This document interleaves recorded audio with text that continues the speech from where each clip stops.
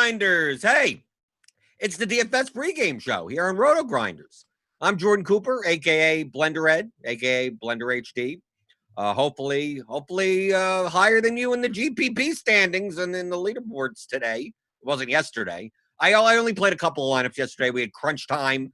The premium show, we had to do baseball and basketball. It was like an hour and a half long show. So I don't like tinkering with my lineups while I'm in the middle of doing a show. So I didn't play that much yesterday. But what I normally do, this is what I do on the pregame show. I do what I normally do in the morning as a DFS player. I go through Results DB, which is free on rotogrinders.com, and see what some of the top players did. How did they construct lineups? Where did they get leverage? And then I learn better on how to make those types of decisions on future slates. Doesn't mean that I should have played James Paxton yesterday, but I just want to see how did the top players handle James Paxton? How did they handle the chalk? And then how did they get leverage in large field GPPs to get different? So this is what I do in the morning, and then I check out today's slate and see what's going on. So this is my first look also, and then interact with the YouTube people. If you're on YouTube watching now, hit that thumbs up button. Keep my apple juice cold. Keep Devin's coffee hot. I think he had his coffee in a mason jar today. I'm not buying it. He had to unscrew it or something like that. How long was that sitting around? I have no idea. But if you want to keep it hot or cold, I don't know. Maybe it's an iced coffee. Who knows? If you want to do something with Devin's coffee, hit that thumbs up button. But we got the YouTube people here. Zach Hobbs is here. WM Frank, Joe Babcock, Tony Tischhauser. We got Robert Gall here. How's it going? Right? Doing some learning in the morning. That's what we do on this show. So on yesterday, yesterday's slate was with an 8-gamer, right? 8-game slate, practically a 7-gamer because the 7-inning, the Phillies and the Braves game was on the slate. So I wouldn't expect much ownership in that game. But taking a look across the board, DeGrom was the de facto SB1 on DraftKings. A little bit of a scare in the 3rd inning. He got like a blister or something. He almost came out of the game. It's not like he put up a great score, but you didn't really need great scores at pitching yesterday. I mean, he was 60% owned in the main GPP on DraftKings. Put up 17.85 points, which is fine. I mean, the big dud probably chalk-wise was Andrew Heaney because he had that bad inning before he came out of the game. But for the most part, I mean, I see across the board, like most of the top players still played DeGrom. More of them faded Sonny Gray, who got you 12 points, which is like the end of the world, but he was 32% owned. So I saw more top players eat the DeGrom chalk at 60% and then try to get different. Instead of playing the 2 chalkiest starting pitchers, go off the board a little bit more. I mean, some played Heaney. So, I mean, if you played lineups yesterday with any of these top, like 4, pretty much, DeGrom Gray and a cheaper stack, DeGrom Heaney or DeGrom Woodruff with like a mid-range stack, that was kind of like the chalky construction. If you went off the board and played an Eovaldi, who did well, that made you different. Paxton, that made you different. Turnbull, that made you a little different. Lynn even. I mean, Lynn got up to 18% ownership because, I mean, that seemed like the natural pivot from Sonny Gray. Or you're using Lance Lynn as your SB1. But I'm just looking at construction-wise. Because if you're playing like I slew foot you, if you're playing only 54% DeGrom, and you're playing a lot of Paxton, Morton, Paxton or Morton. I mean, Morton came out of the game, so, I mean, that killed a third of his lineups. But that means you could play chalkier bats. Okay, so that's what I'm looking at pitcher distribution here. So DeGrom, Giant Squid with DeGrom Gray, I'm going to expect from him more contrarian stacks. I'm going to expect from Brick 75, DeGrom Heaney, a little bit more off the board stacks. Yet I slew at you, probably play chalky Boston, play chalky Minnesota, chalky Detroit, possibly. Right? But in the cases where like RBX, playing a lot of DeGrom, a lot of Lynn. So that's going to be cheaper stacks.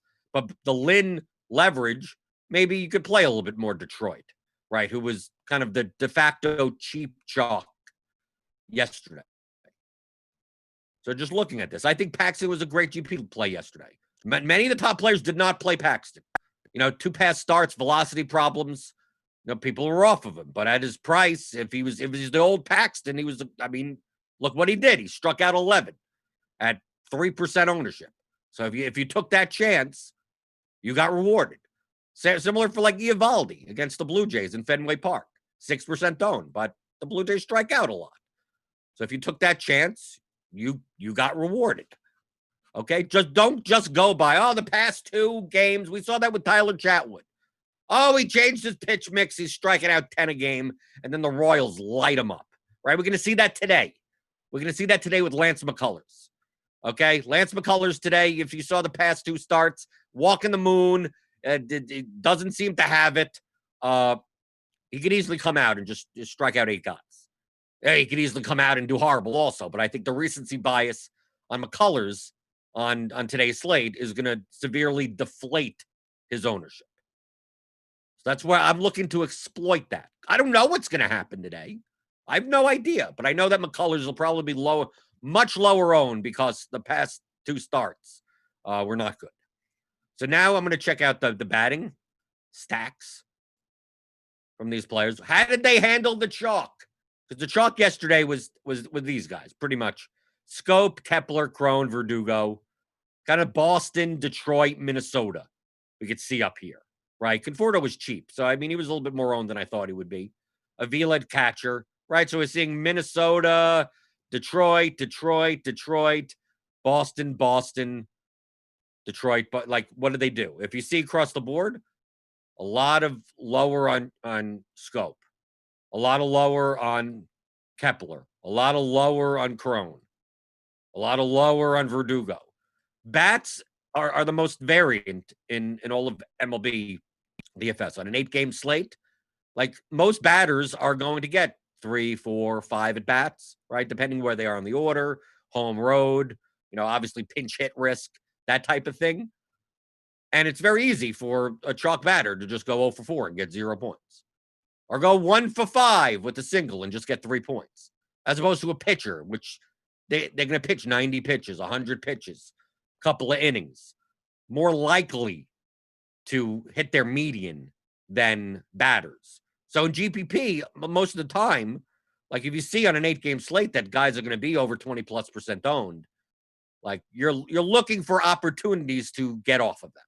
Doesn't mean you play 0, but it means maybe you don't play Kepler as a one-off in otherwise chalky lineups, or Crone as a one-off.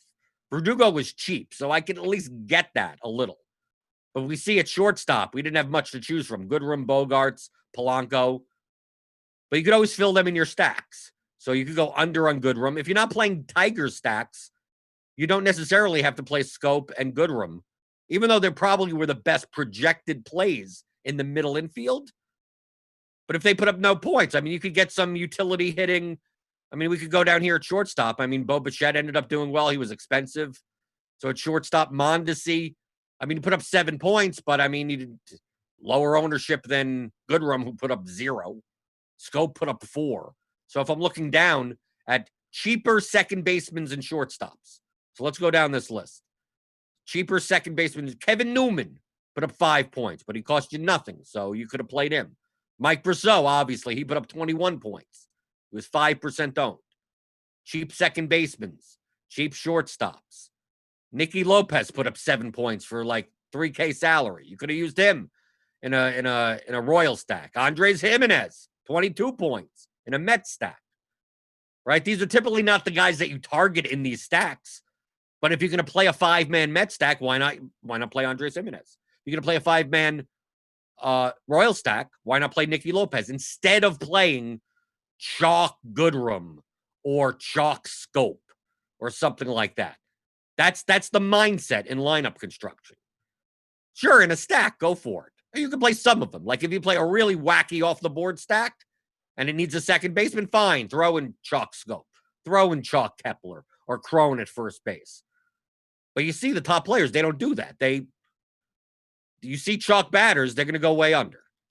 So, what did guys like this do instead of playing the chalk? So we look at Giant Squid. I'm going to sort by ownership. He went a lot with the Angels. They were of 5% Ohtani, 5% La Stella. Right? I'm gonna assume Trout was only 8% owned. So he won a lot of this. Or won a lot of he still played Avila, yeah, over the field on Avila.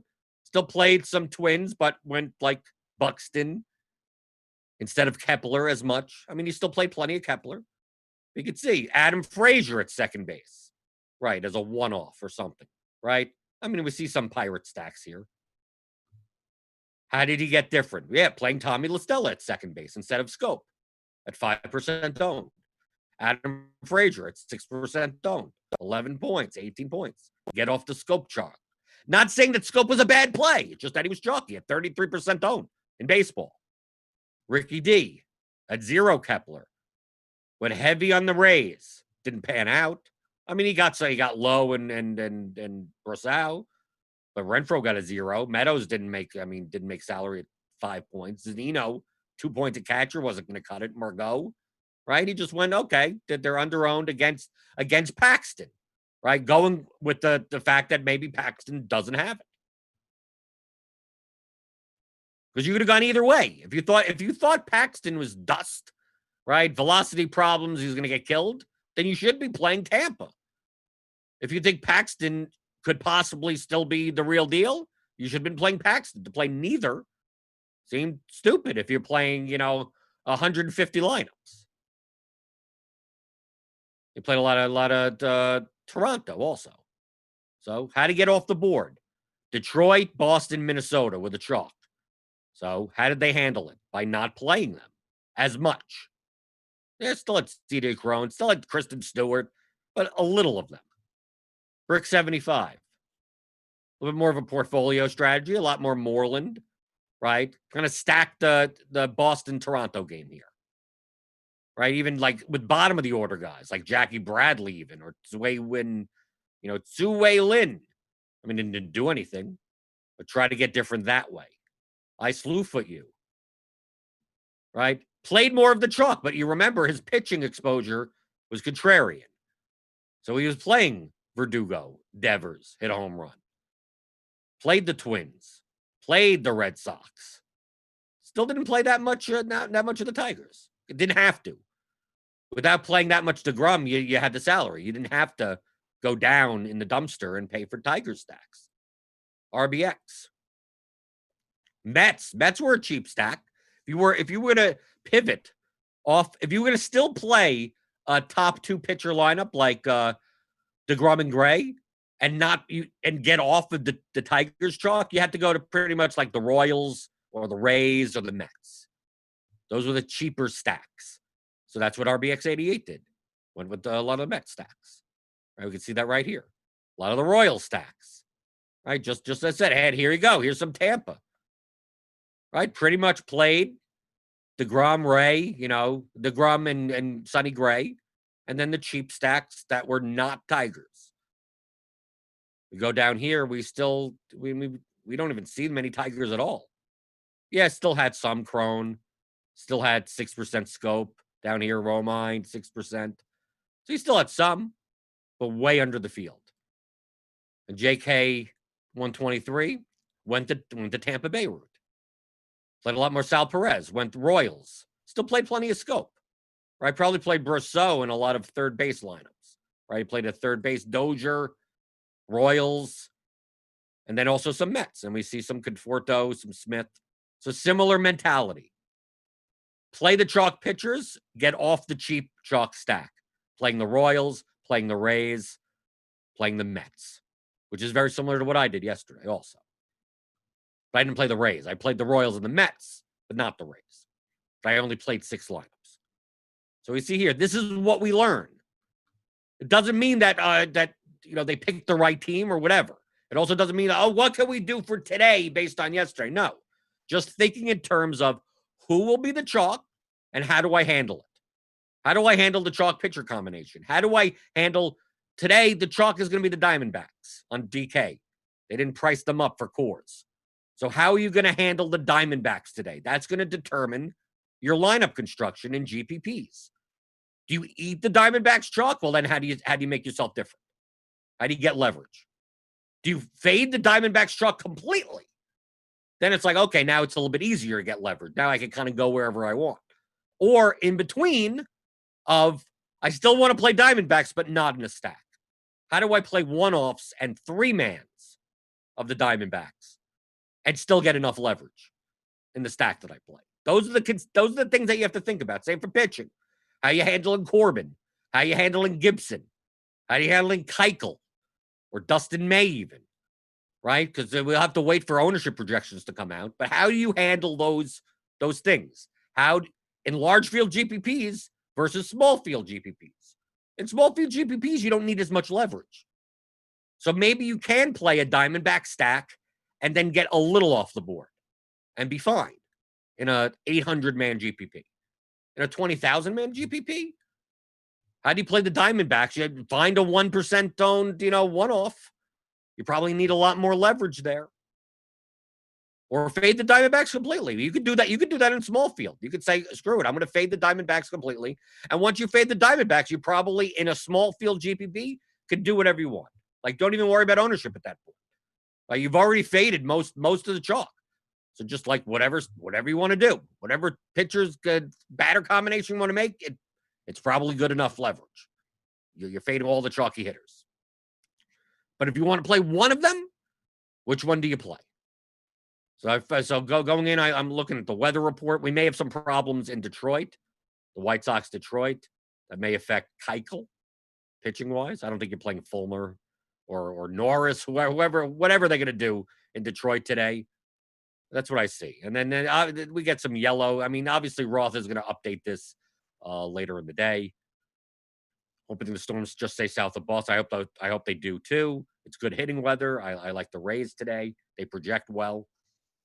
This is what I'm looking at. But going back into the YouTube chat, hit that thumbs up button. Aaron Neal keeping that coffee hot, baby. Thank you. We got known K-Town's Finest 26. Got Jim Steele here. Wall Street Russ. Cameron Baldwin. Robert Gall says, if you've been off the chalk Boston bats this year, you've likely had a really good year. That's been your approach. Yeah. I mean, Benintendi's like 1 for $1 million, right? I mean, they performed, but not as a stack. Like Devers hit a home run yesterday. Like Moreland hit 2 home runs yesterday, but the stack failed. Like that Boston has been better seemingly this year as one-offs. And then you just have to guess which ones are going to do well. Is it going to be Bogarts today? Is it going to be JD Martinez today? But probably not all of them together. But I mean, we're just looking at what? 2 weeks, 2.5 weeks to sample? Who knows? Do you take hitters playing only 7 innings? No. Not when they're priced for 9 innings. Okay? Understand that the road team at most is going to get 7 innings worth of at-bats. The home team could get 6 innings worth of at-bats if they're up. Like if you're stacking the home team, most likely if they're going to do well enough for you to win a GPP, like that means they're going to be winning the game probably. So they're only going to get 6 innings of at-bats. That's 2/3 of a game, as opposed to 7/9 of a game for the road team. So the road team players' plate appearance expectation goes down by 22%. The home teams goes down by 22% or 33%. So we could make a case for playing hitters in 7-inning games if their prices are 22 to 33% discounted. Yesterday, Bryce Harper was 5,200 at home in a 7-inning game. There's no chance I play. Like, he may only get 2 at-bats. He may get 3. 3 would be the most likely, but he's probably not getting 4. But he's priced as if he's getting 4 or 5 at-bats. If you told me Bryce Harper was 3,700 yesterday because of the 7-inning game, okay, maybe now we could start talking. I'd still say that his ceiling is low because he's going to probably miss a plate appearance or 2. But at least then he's only 3,700. Acuna was like 5,500 yesterday. You can't play them at those prices. Like if they were 22 to 33% discounted, sure, okay, now we can start talking. But there's no way. Just if it's 6 innings, the Phillies put up 14 runs, and the 2% of lineups that have him win, then so be it. Then I lose that day. Just not going to happen often enough. I'm not going to pay those prices. How to play a 5,000 entry GPP with an Arizona stack. That's like a medium. Dave Jones asks. That's like a medium field, whatever. Figure out how much leverage do you need. If you're going to go with an Arizona stack, you're going to need to get off the board. Even in a 5,000 entry GPP, it may not be 20,000. You're going to have to get off the board somewhere. You have to look at ownership and say, like, I'm going to look here. This is the bat projections, by the way, right? Escobar is going to be chalk at third base. Calhoun, right? If we look at Cheese's Goods core plays, okay, right? I mean, I agree with that. And the bat agrees with it. Pillar, Kevin Pillar probably is a one-off if he leads off against Yarborough at 3,000 for Boston. He'll be chalky. Starling Marte will still be chalky, even at 4,700. Christian Walker, he projects well. So, like, if you're going to play an Arizona Diamondback stack and you don't play Pillar with that stack, even though he's cheap at 33,000, because you're just adding more chalk to it. And don't go in and go, I'm going to play Corbin and Gibson. I don't even know if you can do that combination. I don't know if you could pay up for Corbin in a Diamondback stack. Yeah, you can if you play Pillar. But now you're making a cash lineup. You're not going to win at 5,000 entry GPP that way. How could you play or you could do the opposite. You could say, instead of playing Christian Walker, I'm going to play Jake Lamb. I'm going to play the bottom of the order. I'm going to play Nick Ahmed. So I'm playing a Diamondback stack, but I'm playing the lower order hitters to get lower ownership. They're still going to be owned, but not as high owned as the top of the order. Tony Tischauer says, your advice yesterday, what was that you would take the higher owned starting pitcher with the lower owned hitters. Can you explain the reasoning on this? Example was DeGrom and Sano versus Gray and Nelson Cruz was on Fanduel. Pitchers are less variant than hitters. I mean, I explained it before. If I see a bat that's 30% owned, I could find someone else that's going to get 4 at-bats. Right? In the span of 4 at-bats, hitter's results could be very wide range of outcomes. So Kepler's going to be 26% owned, and I used it in the bat chat the other day, Brandon Lau. If Lau's going to be 5% owned, like they're both probably going to get 4 at-bats. And yes, Kepler is, in a vacuum, a better projected play for the price. Yes, for yesterday's slate.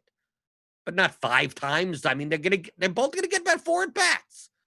So in the span of 4 at-bats, Brandon Lau could hit a home run and Kepler could go 0 for 4. Very easily. Starting pitchers are less variant. DeGrom is going to be DeGrom most of the time. Sonny Gray is going to be Sonny Gray most of the time.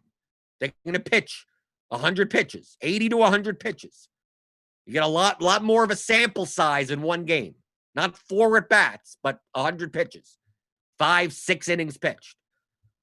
So when choosing between, do I play the chalky pitcher and get leverage at bats, or do I play the chalky bat and get leverage at pitcher? It's almost always going to side with the pitcher. Yesterday, I mean, you could see, we look at results DB, we could see that's what most top players do. It makes sense. They went over the field in DeGrom. Some of them locked them in 100% of lineups. And then went under on the chalk bats. Scope, Kepler, Crone, Verdugo, Goodrum, they're all lower for the most part. Some people went a little bit more, but I mean, I know I just pulled out 6, but I looked through like 20 or 30 before I came on the show, and it mostly looks like this. Because on an 8-game slate, to play a bat that's going to be in a third of lineups, 4 at-bats, anything can happen. Take Adam Frazier instead. Right? You could take, there's plenty of other second basemen that you take. You don't need Jonathan Scope in all your lineups.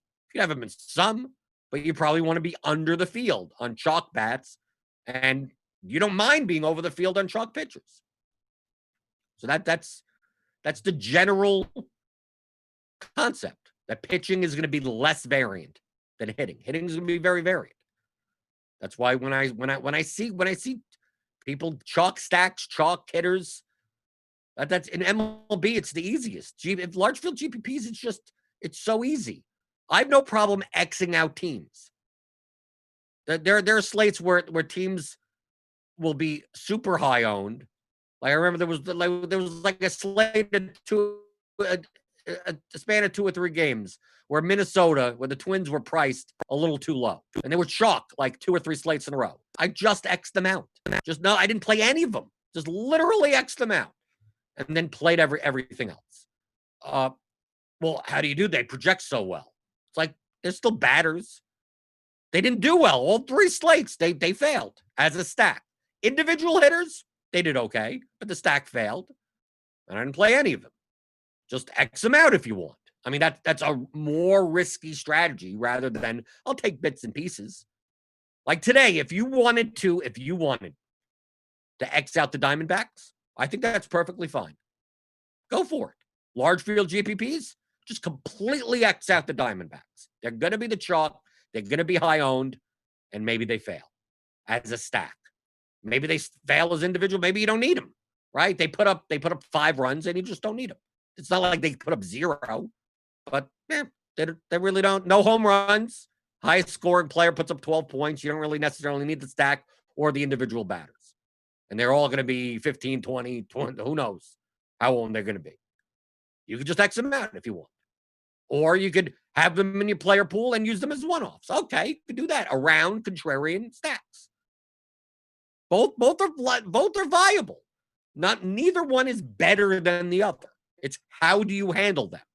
But they're going to project well, and they're going to be the chalk. So if you're going to go in and play a 20,000 person, 30,000 person GPP and go, well, I got to play the Diamondback stack, and I got to play Kevin Pillar today, and I got to play Gibson and Corbin today. Like, you shouldn't be playing a 30,000 man GPP with that type of lineup.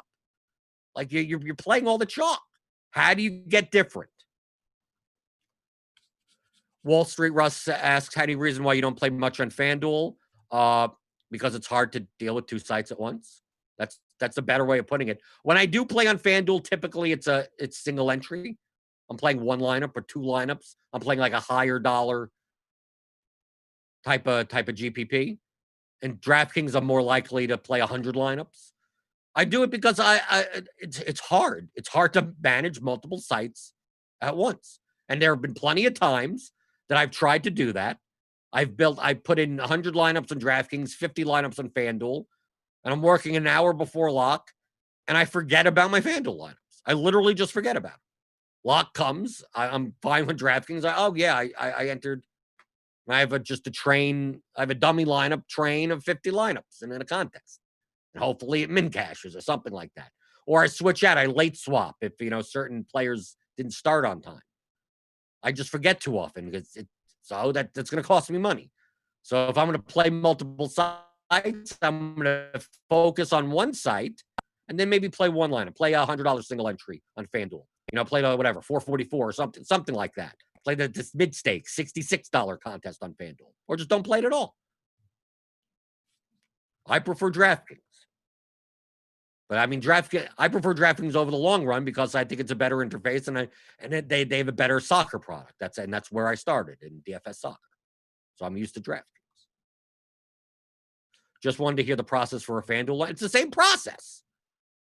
None of the strategy changes based on site. Other than on FanDuel, you can't play a 5-man stack, right? You play 1 pitcher. You could play at most a 4-man stack, and you get a utility spot. That's it. Finding leverage and is the same thing, regardless. Correlation and leverage. You're probably on FanDuel playing a 4-4 or a 4-3-1 lineup in large field GPPs. Pitcher is more important on FanDuel because you only get one of them. So it's more likely that you're not punting at pitcher. More likely you're like today in today's slate.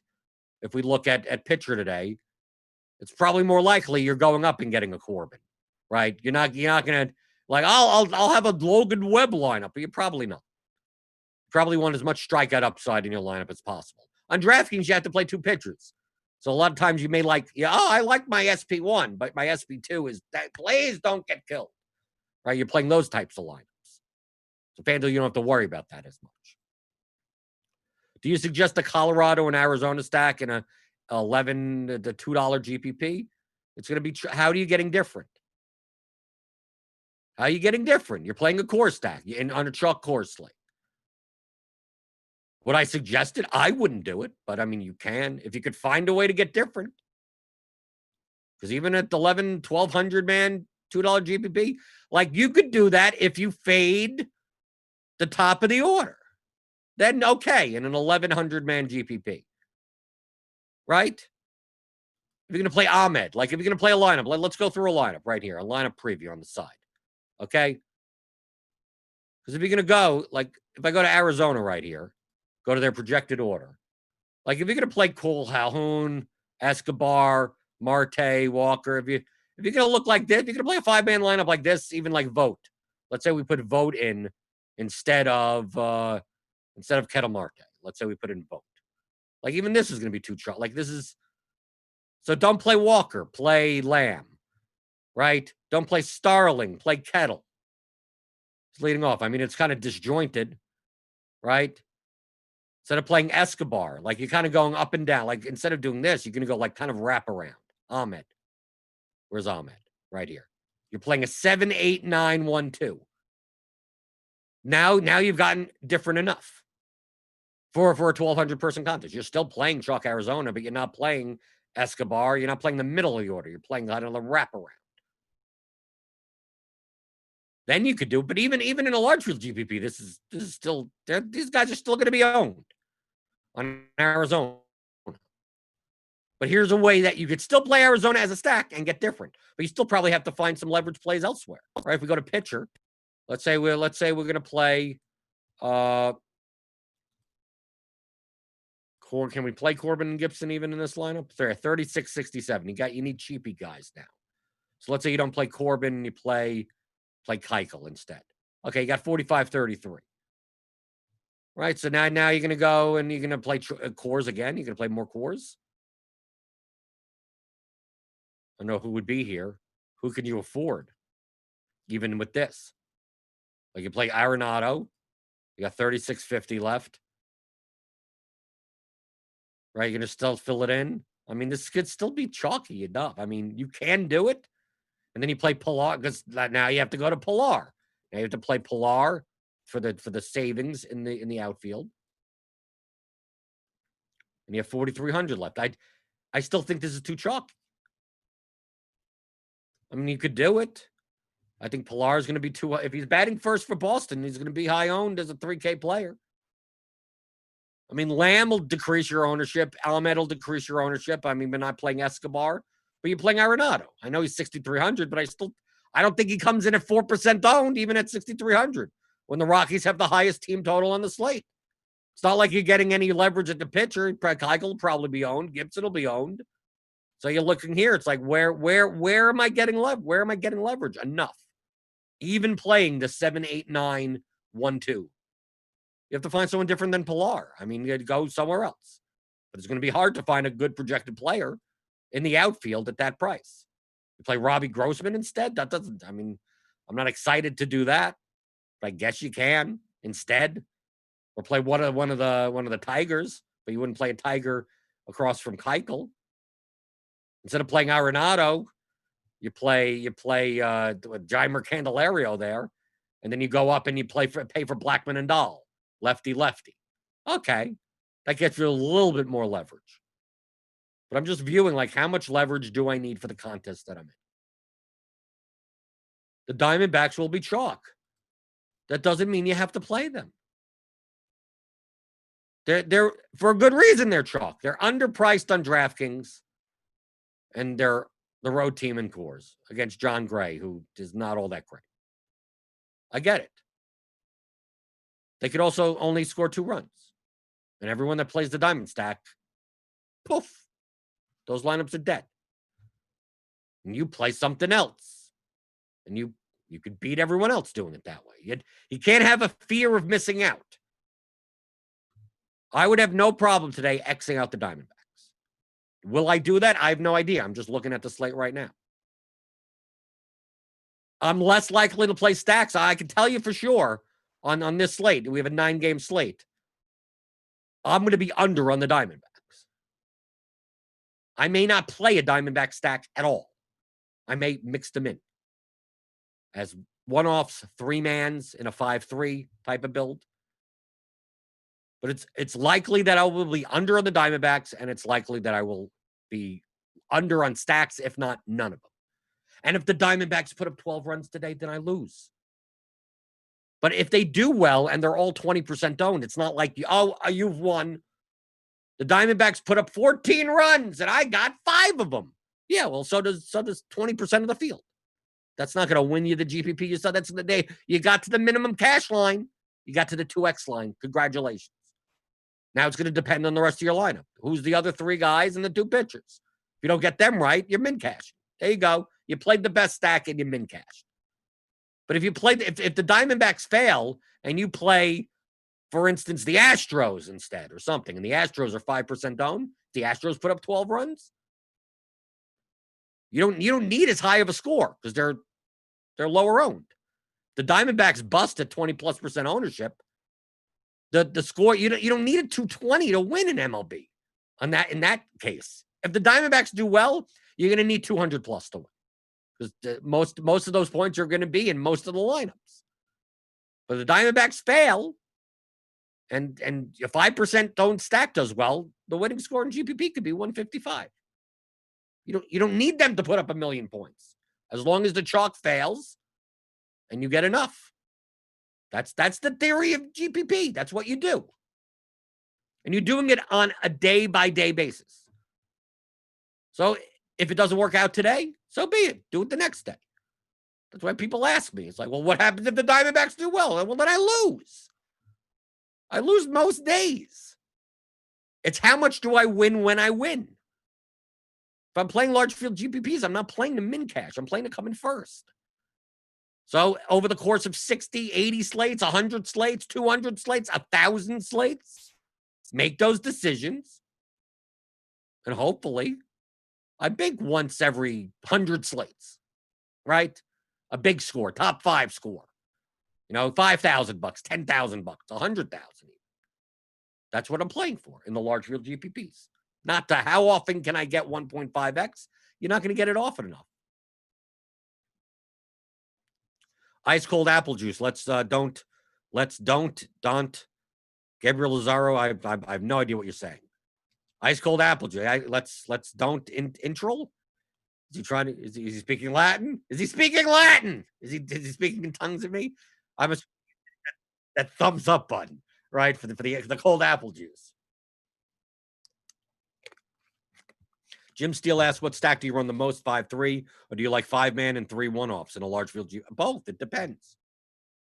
There's no always or never. Okay? There's no, do you like, there's no like or whatever. I am more likely to run 5Xs, which is 5 with 3 one-offs, when I have more one-offs. Let's say today, I wanted to play the Diamondbacks as one-offs. Well, obviously, I can't play 5-3s with them unless I'm going to use a 3-man on the Diamondbacks. So today, if I'm choosing to still play the Diamondbacks, but only use them as one-offs, I'm going to build a lot more 5-1-1-1 stacks because that's the only way that I can fit those guys in. Let's say on today's slate, I look at the Angels and I go, maybe I want to play. Let me get to the Angels. Let's say I look at the Angels and go, I don't want to stack them, but maybe I want to play Trout, Rendon, and Upton. But I don't want to play them as a 3-man. I don't want to put them together. I want to just leave them in my pool as one-offs. Well, I need to build more 5-1-1-1 stacks in order to do that.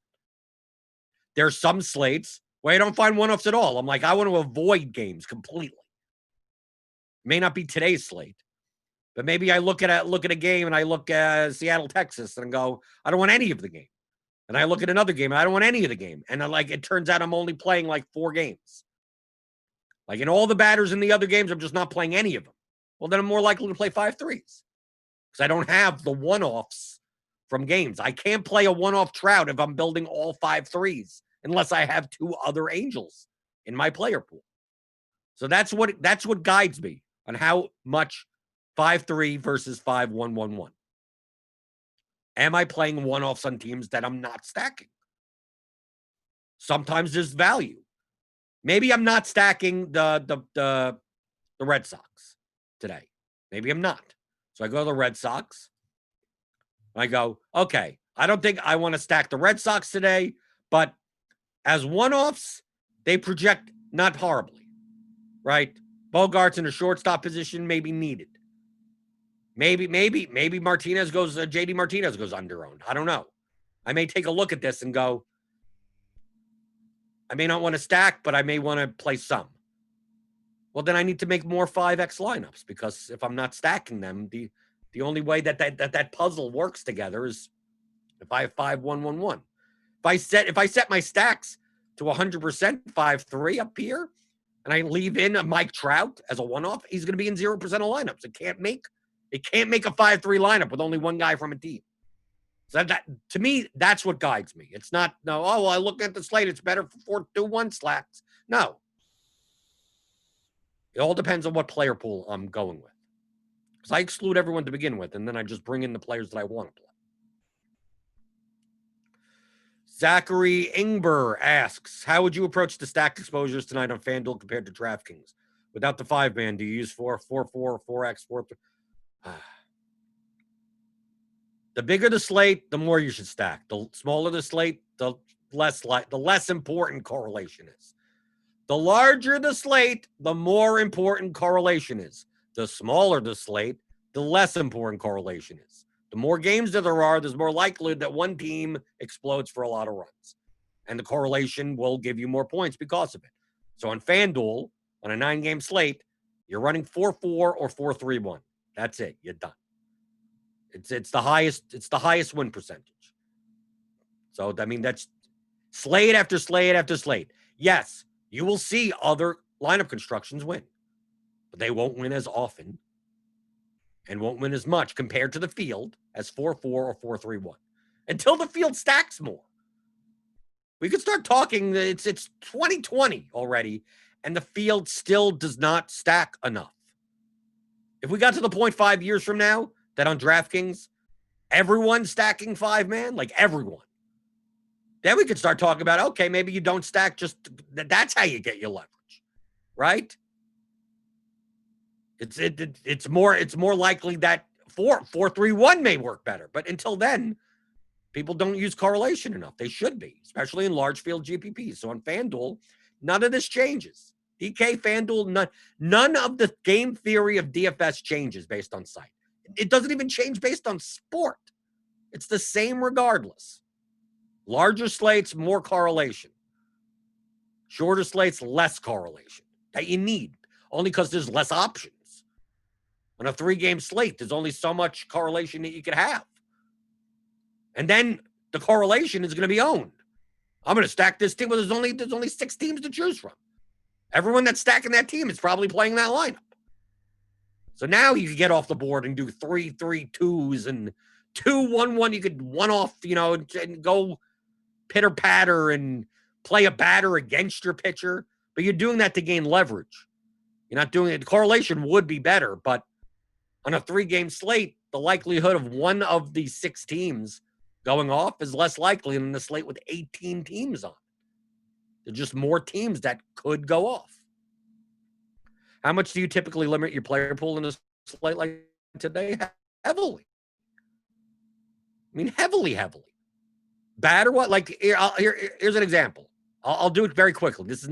I'm doing this purely as an example, just to show you what I do. This would be a simulation of what I do an hour before lock.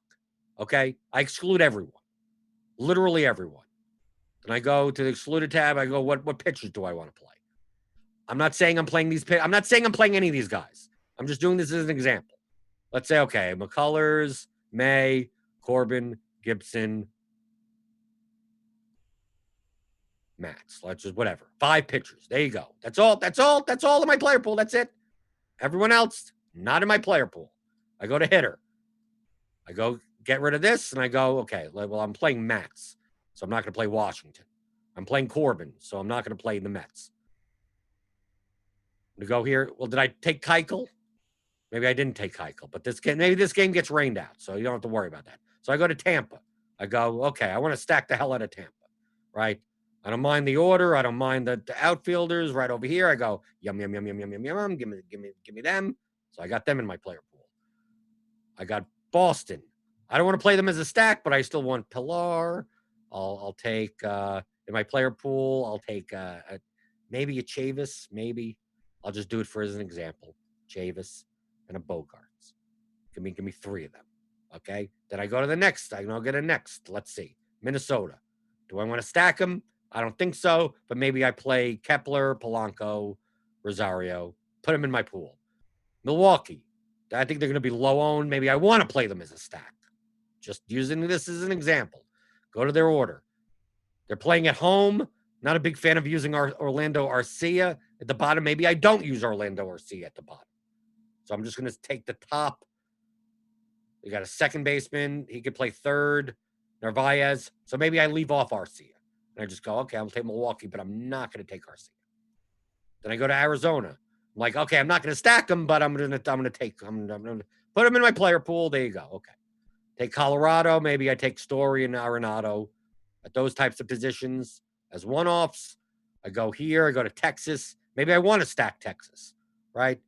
And they have I probably have to take them all. So I'll take them all. Here we go. Take them all. Then I move over to San Francisco. Very expensive here against McCullers. I'm playing McCullers, so probably don't take any Giants.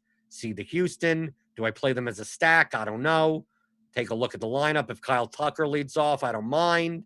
So maybe I do play them as a stack.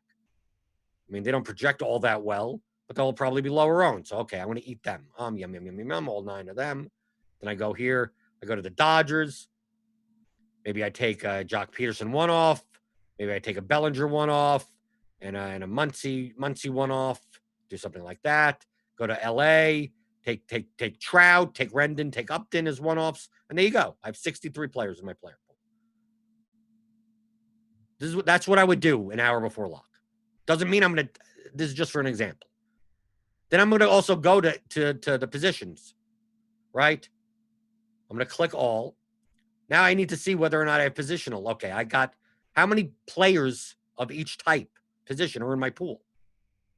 So I wasn't thinking about that. Okay, I got 5 pitchers, 5 catchers. Okay, which means I'm going to have a lot of these 5 catchers. First baseman. Okay, I got plenty of first baseman. Second baseman. I got plenty of second base eligible players. Third base. A little bit less, but still plenty, right? I could say, Escobar is going to be chalked, right? Do I have Kiner Falefa? Okay, he's there. Shortstop. Do I have enough shortstops? Yeah, okay. I could do with that. Price ranges. I got cheap shortstop. I got expensive shortstop. So I'll look at that also, like third base.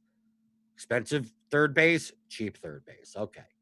Go to outfield. I probably have plenty of outfielders. That's fine, right? Even Miles Straw's in there. And there you go. There is my player pool. 63 batters, 5 pitchers. Done. That's what I would be doing. Depending on what I want. Maybe I want to play a giant stack. I don't know. I'm just going through. Like this was purely, maybe I do want to play a Dodgers stack. But I just showed you as an example of what I do. Well, I got Milwaukee in there. I got Arizona in there. I got Tampa Bay in there as a stack. Houston as a stack. And then I'll start going through, like, how do I want to organize this? How does this all fit together? But I'm excluding 118 players from the batters list. I'm excluding, all these pitchers. I'm playing only the players that I want to play based on projection, based on ownership, based on construction. And I need a cheap pitcher, so maybe I need Mats. Maybe I need a Mats May type of lineup in order to play expensive Houston stack. If I get rid of these guys, if I'm like, I'm only going to play Corbin and Gibson, I'm not going to be able to play Houston stacks. I'm not going to be able to play Colorado stacks. You don't have enough salary. You have to play more cheap stuff. So I need to look at the price ranges and I need to look at the positions to see what goes together. And that's a lot of times how I select my one-offs. If I went, let's say, for instance, I went into shortstop, which tends to be a weaker position. And let's say I didn't have enough here. I was just like, okay, I only have 3 shortstops. So, unless I want to use 30% of each, unless I want to go heavy on these 3 shortstops, I'm going to need to find a shortstop elsewhere. So maybe then I go back to my excluded list. I sort just by the projections, right? Sort by the projections and just go to shortstop and go, Do I want to play a Danny Mendick one-off? Maybe not. Do I play Leury Garcia? Trey Turner? Oh, maybe Trey Turner? I'm playing Mats. Maybe Chris Taylor. I go, okay, maybe I'll throw in Chris Taylor. Right, there you go. I'll look at maybe I do need Arcia in a Milwaukee stack, but I make sure to not have that much of them. Just so I get enough at a position so I'm not playing like 40% of Xander Bogaerts. Unless I want to. How do all the prices and the positions fit together? And that's how I build my player pool. What about a Houston and Arizona stack or Houston and Colorado stack? I don't know how do you pay for that? You have to play 2 cheap pitchers. You have to be. Feel free to do it. Feel free to do it if you don't mind. Because you're playing Robbie Ray, playing Justin Dunn, playing Logan Webb. If you're playing Houston, you're probably not playing Logan Webb. A Teheran or even Hauser is expensive. Dobnak is $7,500.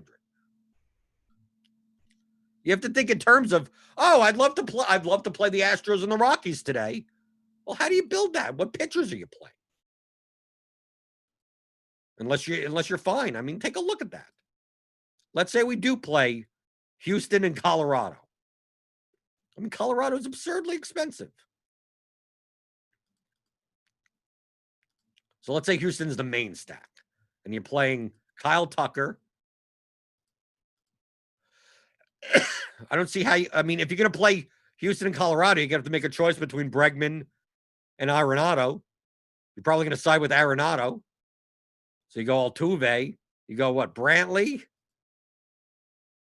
Correa, and not getting Story then in your Colorado stack. Right? You take Maldonado. Take Gurriel. I mean, like you're already at the. I mean, what pitchers do you play? You have to play whoever's the cheapest pitcher. I mean, you can. Sure, you can. Just I don't know what pitchers you're playing if you do that. That's the main problem. Can you show how you set up your stacks rules? Well, it depends on the slate. You go into the stacks. Like, look. You go into the stacks. Let's say I want to play 50% 5-3 or 50% 5x. Right? Use team max exposures by stack type. And I go and I choose. What do I want to do? Right? Like in the example before, I had what? Tampa Bay, right? Tampa Bay. I had some Milwaukee. I had some Arizona, right? I had some Houston. I ended up with some Dodger stacks, right? So there you go. So now I got 5 of them. So I mean, if I even them all out, they would all be 20, right? That would make sense. Doesn't mean I play all 20% of each. But if I wanted to play all even, but it all depends on like how they all work together. Like I probably want to be under on the Diamondbacks, so I only play 10% of the Diamondbacks. I may want to be over on the Rays because they're cheaper stacks, so I could make a lot more lineups with them. So I go over on them, right? And then maybe I play 20%. I mean, like something like this, right? It equals 100%. Now for my 3-mans, I do the same thing. What 3-mans? I had some Boston, right? I had some Boston. I had some Minnesota. I already have Milwaukee. I have some Arizona. I have some Colorado, right? For a 3-man. I have some Houston. I have some Dodgers. I also have LA, but not as a 5-man. So what? What is this? There's 90% exposure. Then you go and what do you want? Maybe up that to 12. The ones that are like up Colorado to 12, Boston to 12, right? See where it comes out to. Maybe I want to be under on Arizona one-offs. Maybe I go down there and go up on Boston, right? See how this equals. This should equal 100, right? There you go, 100. You can go a little bit over. These are just maxes. And that's what I would do. And then I would build and see how it comes out. Because I could do this and it comes out and go, wow, I got 63% Kevin Pillar, and it's trying to full jam him into every lineup of mine. And then I go into Pillar, if that happens, and I say, maybe I don't want 60% Kevin Pillar today. right? Let me get rid of this. Then I go into this, sort by point per dollar, right? And maybe I cap him at 10%, and I go, no. And then I run it again. See where he shows up in lineups. Then go to those individual lineups when it comes out on my lineup screen. See what do lineups with Kevin Pillar look like. If it shows Arizona Diamondback stack and Kevin Pillar and Patrick Corbin, then I know that I'm my exposures are done in a way where I'm getting too chalky lineups. So that's now maybe I start talking about groups. Maybe I start talking about making Pillar, like I could make a group where, like, if Pillar's in the lineup, don't play any Diamondbacks. I could do something like that. If I could do Pillar here, conditional player 0, and I just start throwing in Diamondbacks, Escobar, Marte, right? All of them, right? I'm not going to put all 9 right now. And you go, okay, I'm getting too many lineups where Chalk Pillar is going to be in with the Diamondbacks. So let me create a group so that doesn't happen. And I run it again. This button right over here where it says build 100 lineups. Over the course of an hour before lock, I probably pressed that button at least, at minimum, 20 times. At minimum. Most likely it's closer to 50.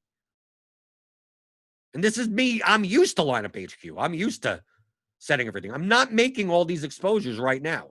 I didn't even set pitcher exposures.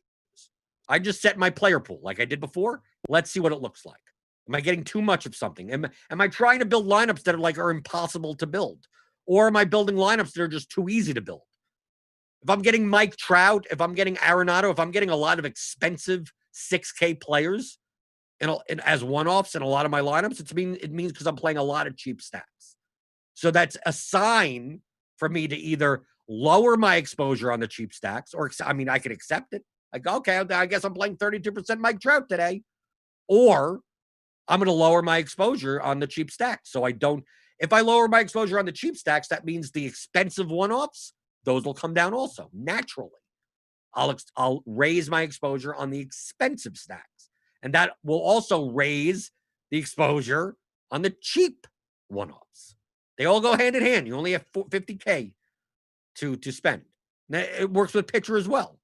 If you're playing a lot of expensive stacks, don't be wondering what's going on when you have a cheap who's the cheapest pitcher. Justin Dunn is in 40% of your lineups because you need a cheap pitcher. You need a $5,100 pitcher in order to play those expensive stacks. And if you're playing a lot of cheap stacks, you're not going to see much cheap pitching. You're going to see a lot of Corbin Gibson lineups. Just makes sense. Do you change your max player exposure under build rules? No. You use the tools to make the lineups that you want. The best way, I'm going to give you the biggest tip of them all, okay? When it comes to optimizers, the biggest tip that no one does. No one. If you want to use an optimizer, the best way to learn how to use an optimizer is to hand build your lineups. It sounds weird, but it's something that no one does. Now, people hand build their lineups, but not hand build their lineups so they learn how to use an optimizer. Hand build your lineups. Hand build your lineups for weeks. I did not touch an optimizer for over 2 years. I played 20 max, and I built all 20 lineups by hand. I would build 50 lineups by hand sometimes. Build 10 lineups by hand. Didn't touch any, no optimizers, no lineup builders, no nothing. I would look at projections and stuff, but I wouldn't use any of the tools. Then once you hand build and you get the sense of what constructions do, the optimizer is only going to do what you tell it to do, right? But if you don't understand lineup construction, the concept of why am I getting so much Mike Trout? Well, you're playing 1,000,000% Tigers stacks, and it's trying to build $50,000 in salary because you set it to 49.7 to 550,000. So it's going to try to spend all your salary. You put your number. Why am I getting so much the same lineup in one different it all looks like over? Well, you have a number of unique players as one. Do you want more diverse lineups or do you want less diverse lineups? It's only going to do what you tell it to do. So if you hand build lineups, you learn lineup construction. And once you learn lineup construction, then you can just go in and go, okay, how would I hand build a lineup for today? You go in, you hand build a lineup. And you go, how do I build 10 of these? How do I build 20? How do I build this same type of lineup, but with a different stack? What positions do I need? Why is it that in this stack I need to play a shortstop versus in that stack I should play 2 outfielders? Well, the more that you hand build lineups, the more that you understand those concepts of, okay, I'm going to go up and down at pitcher. I'm going to punt at catcher. Now, how does this fit in? Now I could fit in this Houston stack. Now I could fit in these positions. Why am I playing Correa on Houston if I'm playing a Diamondback stack with them? Because you're probably not playing Ahmed, because Ahmed would be shortstop eligible. So if you're going to try to play a 5-3, that's why 5-3 with Houston and Colorado, even if you were be able to fit it in, like, yeah, you have to make that choice between Arenado and Bregman. And most likely, if I'm going to play Houston, I want to play Bregman. And if I play Colorado, I want to play Arenado. So that lineup kind of doesn't go together as well. But you take a look at other teams, you take a look at Tampa Bay. Tampa Bay goes well with everyone because they have everyone in their line. They have all the positions that you need. Adames at shortstop. You can play Zunino at catcher. They got first, second, Lau and Yandy Diaz. You have a lot more optionality on how you make their lineups. So they fit better with other teams. But you know that by hand building. The more that you hand build, you know how the puzzle pieces go together. Then once you learn how you get the puzzle pieces to go together, it's much easier to then go, how do I tell this program to do that at scale? I could build 150 lineups by hand. I could. It'll take 2 or 3 hours. I'd rather it take 5 minutes, right? That's the only reason I'm using an optimizer is for efficiency, not because if I could hand build 150 lineups in 5 minutes, I would. It would be more accurate than try to program. Am I getting too much of this? That's why I run these things multiple times. Okay, let me put my player pool together and the projections and see what comes out. What do the projections fit in? And then go, okay, strategically, I don't want to do that. How do I now build my lineups? So it goes against the projections. It's not optimal, but it's correlation and leverage for the GPPs, right? Because based on the projections here, the bat projections, Lance McCullers will be in 80% of my lineups. Do I want to play 80% McCullers? No. So I got to tell the tool to not put in McCullers in 80% of my lineups. So how many lineups do I want him in? 20%? I mean, you have to make that choice. Then if I put 20%, that means it needs to find another pitcher to jam into lineups. So that's what you do. That's why hand building, and then then learning an optimizer. Because then the optimizer, if you don't know how to hand build and have good lineup construction, or just understand the dynamics of lineup construction, then you're gonna be lost in here. Then all these things just look like settings to you. They don't look like settings to me. Some slates I may have 1 unique player. Some slates I may have 4. Some slates I may have salary down to there. Maybe I'm using all my salary. Maybe I'm setting an ownership cap. Maybe I'm setting the hitter range of outcomes at 24. It all depends on what lineups I'm looking to make. That's what it depends on, not what type of slate is it. No, it all depends on what lineups I'm looking to make. If I'm looking, if for some odd reason I'm getting way too much Kevin Pillar because I have it at 0% optimal and he's the highest projected point per dollar play. So if I leave this as 0%, he's going to show up anywhere. So how do I make him not show up anywhere? I could do multiple things. I could move up the range of outcomes so other outfielders jump up on top of him. I could set a different player exposure for him. I could set a different group. There's multiple ways to do things. But it first starts with, do I want Kevin Pillar in all my Diamondbacks lineups? No. Okay. How do I accomplish that? You have to start with what you want to do first, and then you tell the tool what to do.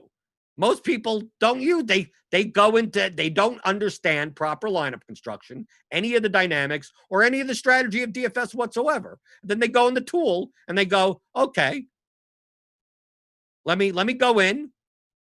Let me hide the sidebar here. I'm going to go in. I'm going to leave my player pool as everyone.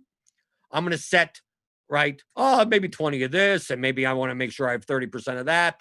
They do that. They go into the stacks. They do something like this, and then they press 100 lineups, and then whatever comes out, they just play. There's no strategy to that. You didn't. There's nothing. You just then you blame the optimizer. You do this. Like, let's say we did that. Let's say I'm even going to reset all of these.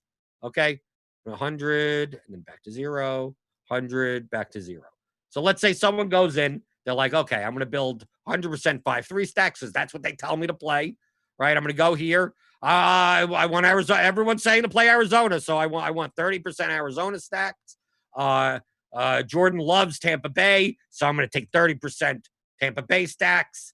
The Twins can always go off, so I'm going to play 30% Minnesota, and then off the board, I'll play a little bit of Houston or something.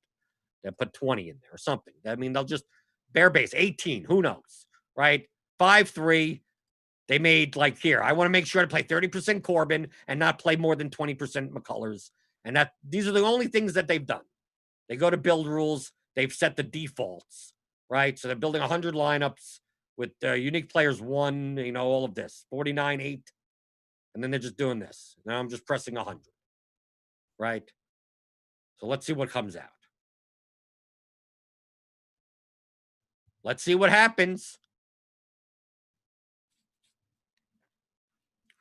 Evan Charisma is the A stack a good choice tonight? They're going to be low owned.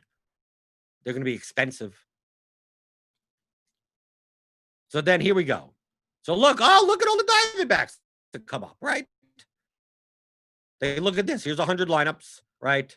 You got some White Sox even in here, right? Even though you didn't set any White Sox. Right, White Sox stacks. White Sox with Diamondbacks. White Sox. Tampa Bay, you got Tampa Bay with the Diamondbacks. You got a lot of Dustin May at pitcher. You got look at how much pitcher ownership you have. You have 3 lineups with Teheran, 4 lineups with Logan Webb. Right? And this is what'll happen.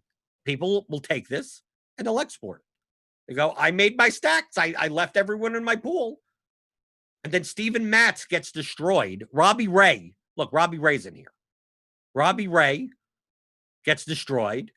And you go, well, I had 13% Robbie Ray. That sucks. I didn't even want to play him. So why was he in your player pool? Take him out. I didn't want to play White Sox at all, but they ended up in my Diamondback stacks. Right? Diamondbacks did well, but the Sox, I'm going to blame the tool. If you want to blame your projections, if anything, but you didn't do anything. You barely set any type of strategy. You have to be responsible for your own lineups.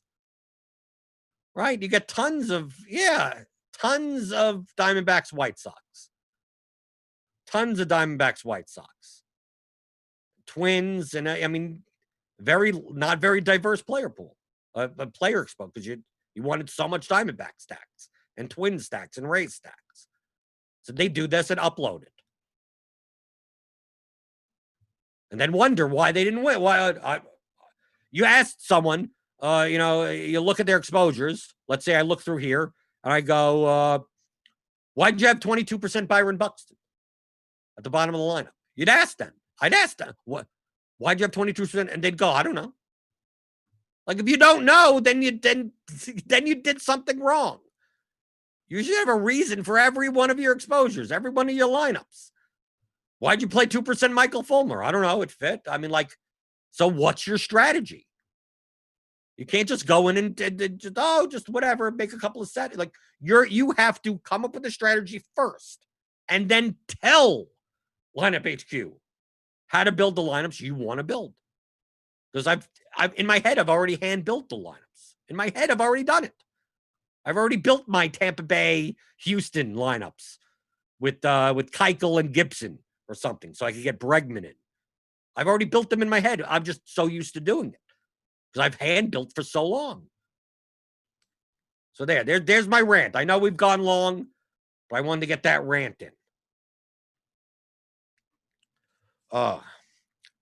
Ronald Coley, how many lineups do you think you need to give yourself a legitimate shot at winning the GPP you enter? 1. The correct answer is 1. Okay. So that's it for today. Long edition, but thanks for showing up on YouTube. Thumbs up. Keep the apple juice cold. Keep Devin's coffee, his mason jar coffee. I don't know, it looks like motor oil. I don't think it's real coffee. I think it's some type of moonshine that he's doing while he's on the job. But to keep that cold or hot or whatever he wants, hit that thumbs up button, hit the subscribe button. I'm off for the rest of the week, so Britt will be here on Wednesday and Friday. I'm going to be away on vacation for the next 4 days, so I'll probably be back on Monday. I think. I mean, basketball will be over. I don't know what's going on. Then NFL, are we playing NFL? Is that even coming back? I don't know what's going on, but probably next week I'll see you again for the DFS pregame show on RotoGrinders.com.